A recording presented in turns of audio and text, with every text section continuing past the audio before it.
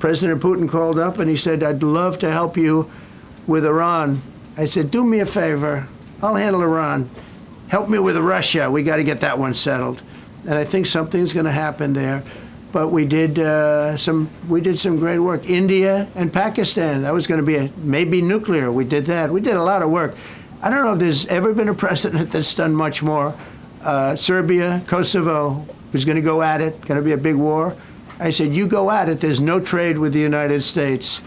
They said, well, maybe we won't go at it. That's what happened with India and Pakistan. I was negotiating with both of them, and I said to Scott, I said to Howard, cancel all deals with India and Pakistan. They're not trading with us because they're in a war. They called back, what do we do? I said, look, you want to have trade with the United States, it's great. But you want to go and start using nuclear weapons on each other? We're not going to allow that. And they both agreed. Both have great leaders. They both agreed not to do it. So we did a lot. This is really also a decision based on common sense. It didn't work the other way. It was a disaster where somebody from a certain location in a very liberal state or a liberal judge or a liberal group of judges could tie up a whole country for years because their decision would sometimes take years to overturn. We've overturned many of the decisions, but it would take years to do it. And we have to act quickly when it comes to illegal immigration. We have murderers, killers, we have drug dealers, we have what they've allowed to come into our country. Should never be forgotten. It should never be forgotten what they've done to our country. And we have to be able to act very quickly, and we're going to do that. Thank you. Justice Amy Coney Barrett, sir, I know that you praised her and her opinion here in this case. She has taken some heat, though, from some of your supporters who have labeled her weak, a squishy, a rattled law professor. What is your take on that? I don't know about that. I just have great respect for her. I always have. And her decision was brilliantly written today. From all accounts, yeah. Transgender ruling, Mr. President. What would you say to Americans who fear that this is more and more concentration of power in the White House and the executive? Well, this really brings back the Constitution. This is what it's all about, and this is really the opposite of that. I mean, the question is fine, but it's the opposite. The Constitution has been brought back. Wondering though if you could. Go ahead, sir. On the transgender ruling, the Supreme Court ruling that parents with religious objections can pull their kids out of public school lessons that use LGBTQ materials. Pam brought it up. Your reaction to that ruling today, sir? I think the ruling was a great ruling, and I think it's a great ruling for parents. It's really a ruling for parents. They lost control of the schools. They lost control of their child. And this is a tremendous victory for parents. And I'm not surprised by it, but I am surprised that it went this far. It took us to bring life back to normal. So it's wonderful. It's parental. And I kept saying, we will give you back your parental rights. They were taken away, and this is a tremendous victory for parents. Yeah. I was just speaking with Senator Ron Johnson on the One Big Beautiful Bill, and he says he really wants to get to yes for you and get this accomplished. He does. He's a good man. But he also said that he needs more time, and he is not certain that the July 4th deadline is possible. Well, then he's not such a good man. Because there's too much work to do. He's a good man. Ron Johnson's doing a good job. He's very committed. Every Republican senator is committed. And, you know, you could have a couple of grandstanders, in all fairness. You could have somebody else. And it's very dangerous because our country would go from being the most successful country in the world to who knows what happens with a 68%, think of it, 68% tax increase.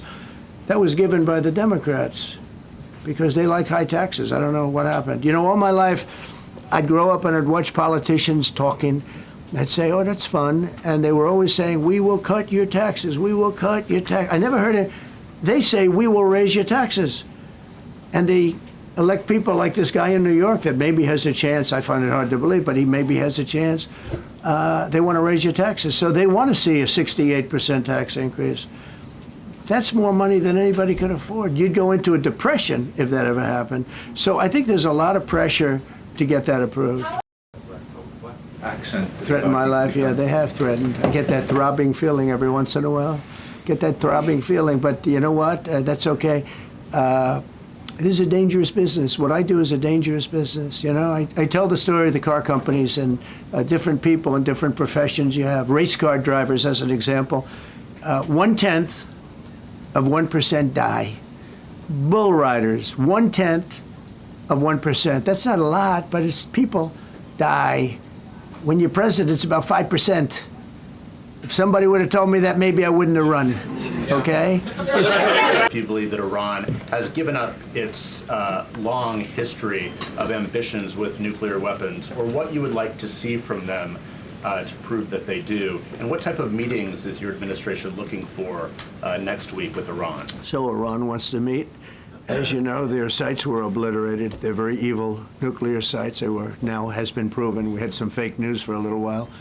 The same people that covered the Hunter Biden laptop was from Russia. The same people that did 3 or 4 other Russia hoax. But on their ambition. No, wait, just listen. They came up with something that delayed the credit that our great pilots and these great what talent that was, and they hit it right down in the spot. 52,000 feet. Think of this dark, no moon, you couldn't see a thing. And they hit the refrigerator door, as they say. That's the size of a target, and overwhelmingly. And it's amazing what was done. We're the only ones that could have done it. And we took out the 2 of the other sites also. In addition to that, we finished them off. That was a very evil intention. I believe that, and again, time will tell, but I don't believe that they're going to go back into nuclear anytime soon. They spent over $1 trillion on nuclear, and they never got it together. And nothing was moved from the site, by the way. To do that is very dangerous. It's very, very heavy material.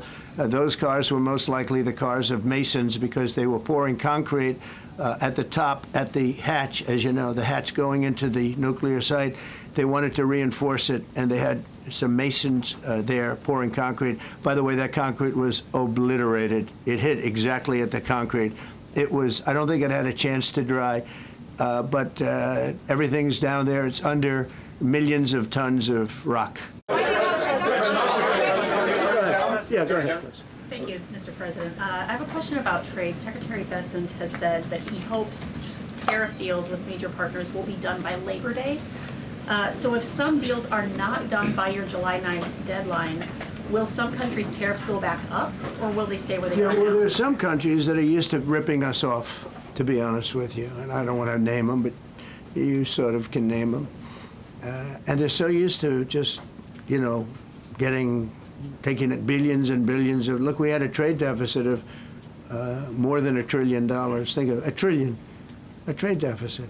That's because nobody cared. We cared a lot when, I took in hundreds of billions of dollars in tariff. We had the greatest economy in history up until now. I think we're going to blow it away.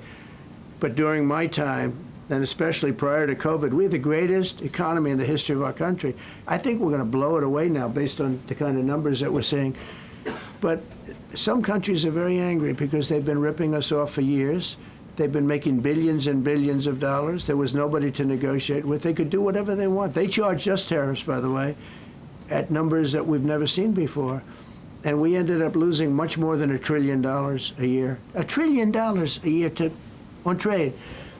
And now they're being met with a force that's far greater than them, and they don't like it. So they're upset because instead of making, $5 billion, they're going to break even. Or they'll make a little bit. I want to be nice. They'll make a little bit, or we'll make a little bit. It's a big difference.